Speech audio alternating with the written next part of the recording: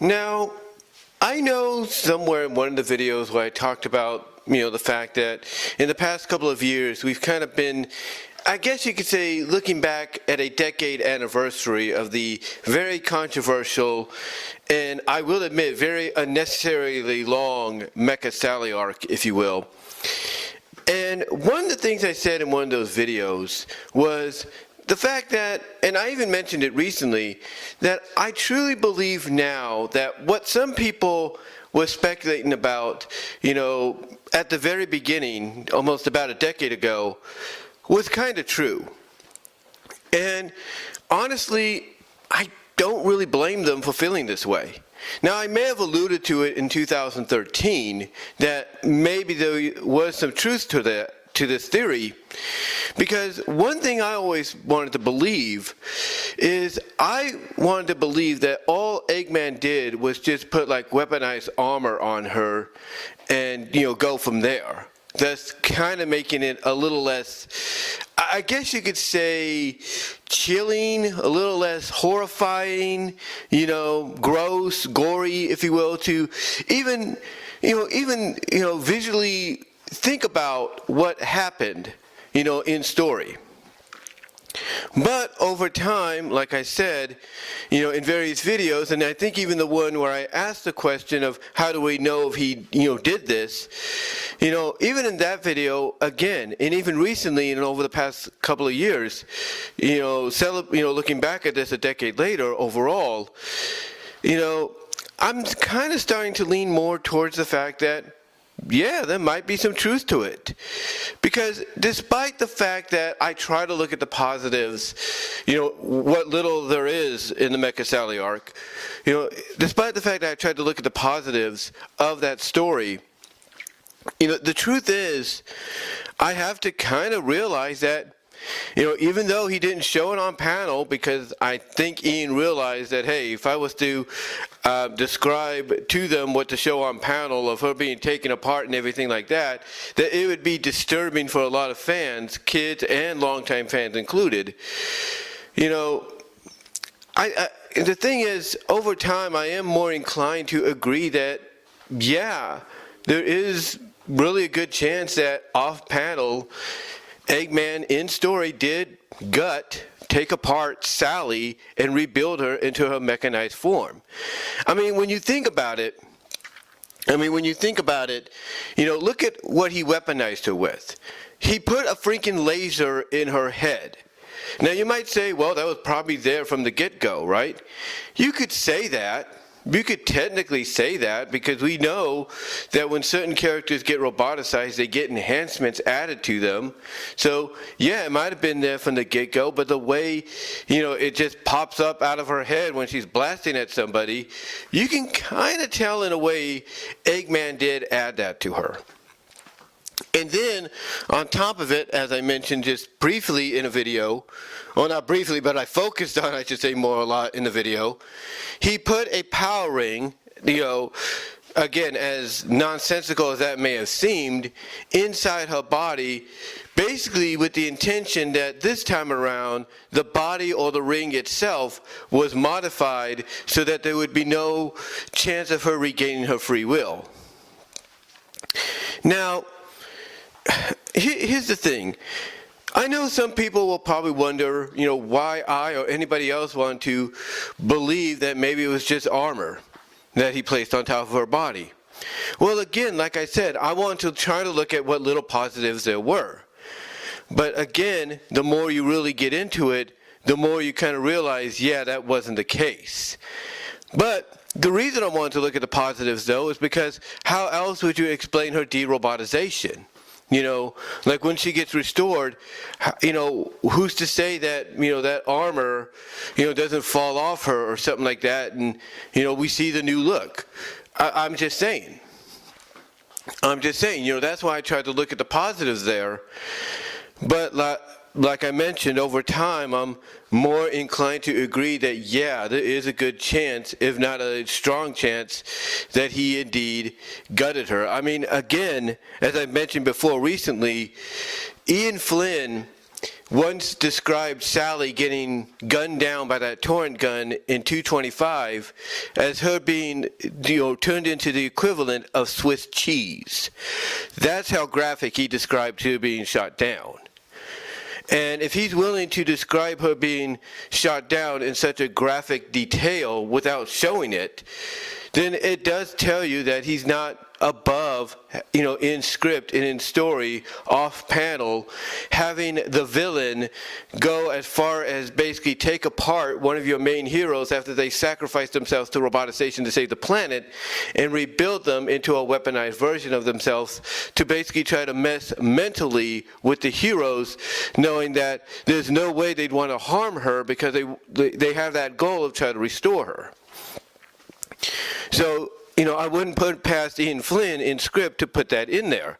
I mean, again, this is a guy, as I talked about in the live stream before work, where I talked about from a fan's point of view, fellow fan's point of view, of who Ian Flynn is. This is a guy, we need to remind ourselves that when he was a fan, with the artistic help of fellow fans like Kiss the Thunder, Bring on the Thunder, Jay Foxfire, and others, this is a guy that, from a script standpoint, wrote over 20, 30, 40 issues or whatever it is of the webcomic known as Other M. And Other M was a more darker, more violent, more adult-oriented take, if you will, more mature take, basically very mature take, on the Archie Sonic world. Basically, a more violent, gory, very adult, very mature take on the Archie Sonic world from an alternate universe perspective. That's what he wrote originally as a fan. And when you look at what he wrote there, and then how he loosely adapted it into the Dark Mobius 4-part story in Sonic Universe, which was a Silver the Hedgehog story, when you look at how he loosely adapted it there, again, I would not put anything past Ian Flynn whether or not he's able to be allowed to show it on panel, or he has to basically leave it up to the imagination of the readers off panel. I wouldn't put anything past him, at this point. Which again, like I said, as I've said recently, and I do apologize if I'm stumbling over my words. It's still early in the morning here on this Wednesday, and I am off today, which is why I'm able to do this. Again, this is why fans are a little weary of what's going on right now in IDW Sonic, especially with Tangle and Whisper and other things. And then of course you look at what he did with the Metal Virus arc. You cannot put anything past this individual. You can't put anything past him. Which is why when I look back now, as much as I hate to admit it, there is a good chance, a good shot, a good chance that yes, indeed, in script and off panel, he had Eggman basically dismantle Sally and rebuild her with a weaponized body. And essentially gut her, as some people look at it. Because again, if he's willing to come out and say, as an answer to a question about Sally being gunned down in 225, that her being gunned down is the equivalent of being turned into Swiss cheese, again, you can't put anything by this guy. You really can't. And what even makes it more, I guess you could put it more accepted and believable even for people like me to kind of realize that, yeah, maybe that's what happened, is you have fans out there that do fan continuations, sometimes fan continuations that stay true to what the comic originally was or was intended to be, and some of them are more alternate takes, like what Game Boy Sage is doing. I mean, Game Boy Sage is doing a Sly Encounter, which is a crossover between Sonic the Hedgehog and Sly Cooper, and basically it's a crossover based around what happened afterwards with the Mecha Sally situation, and their take of what went forward after that. And then you have Glitcher, who does Sonic Retold, which is a more darker take on certain stories and story arcs.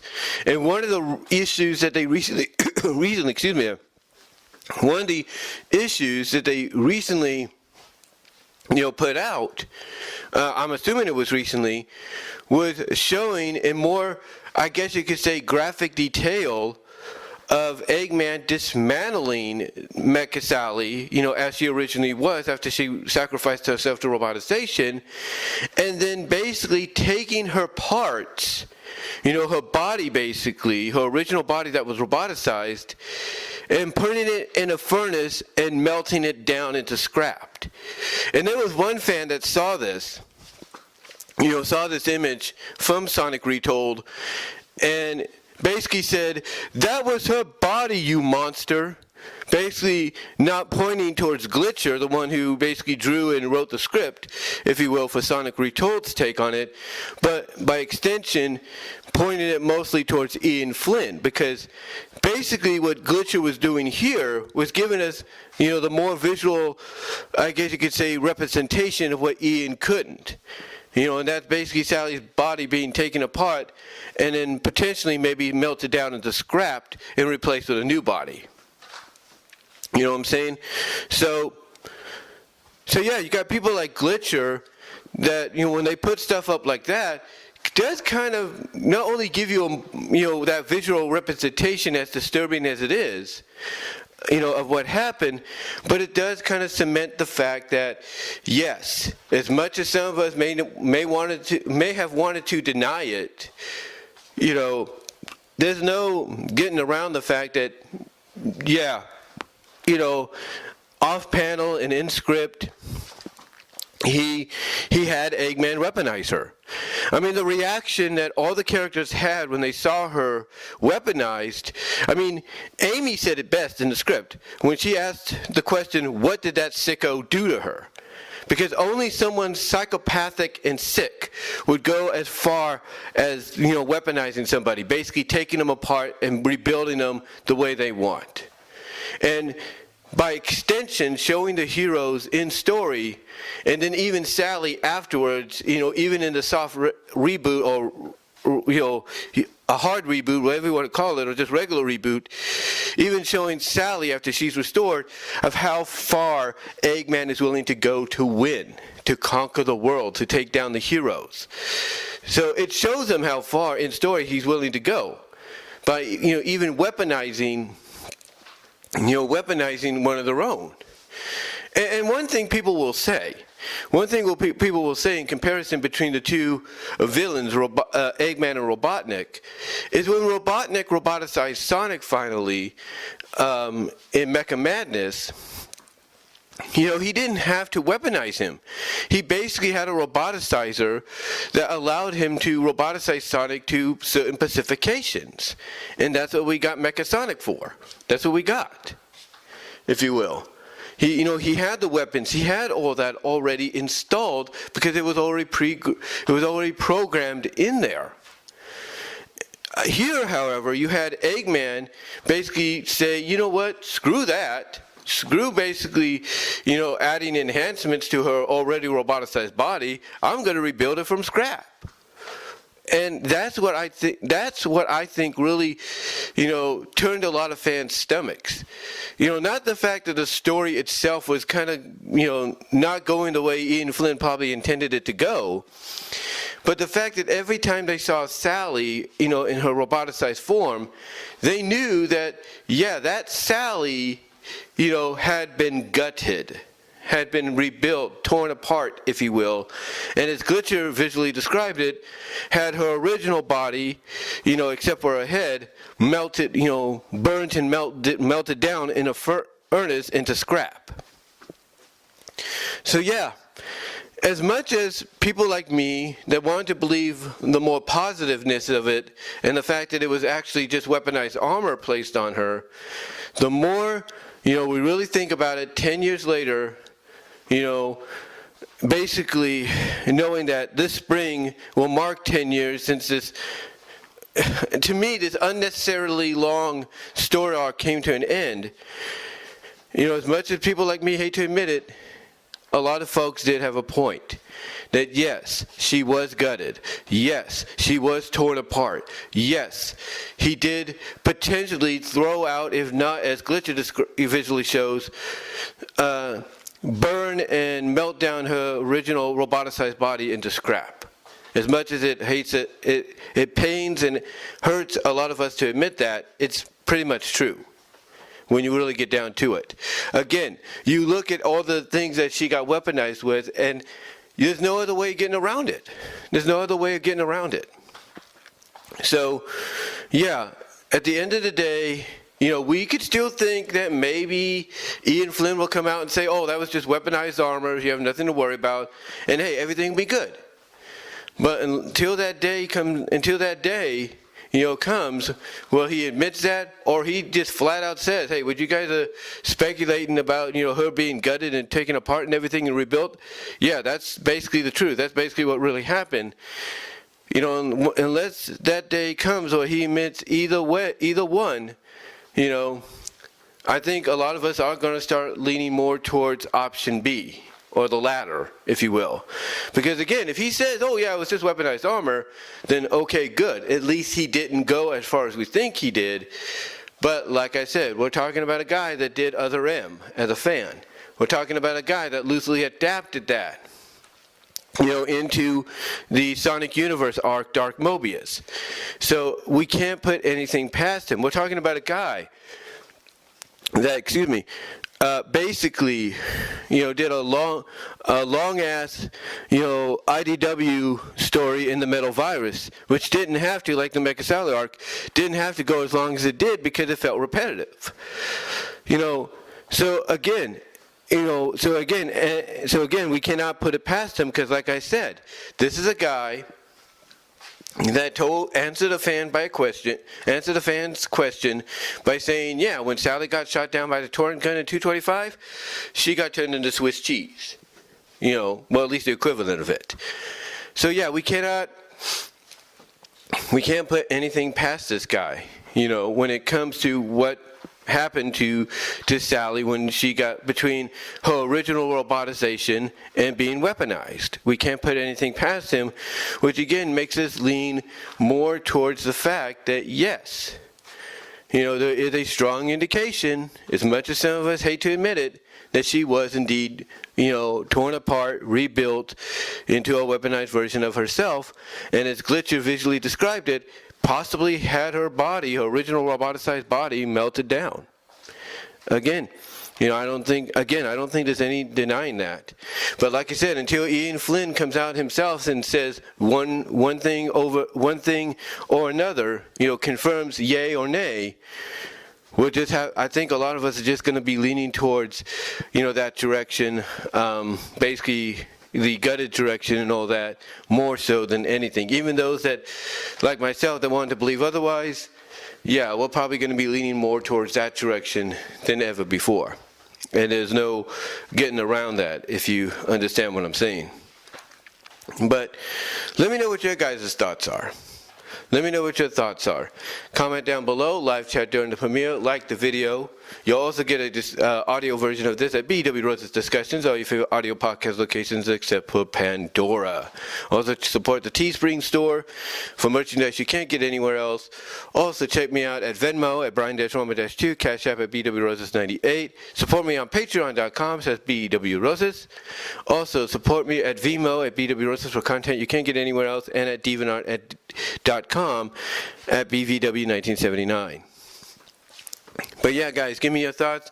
Let me know how you felt about it when you first saw it. Did you want to believe that maybe that wasn't the case?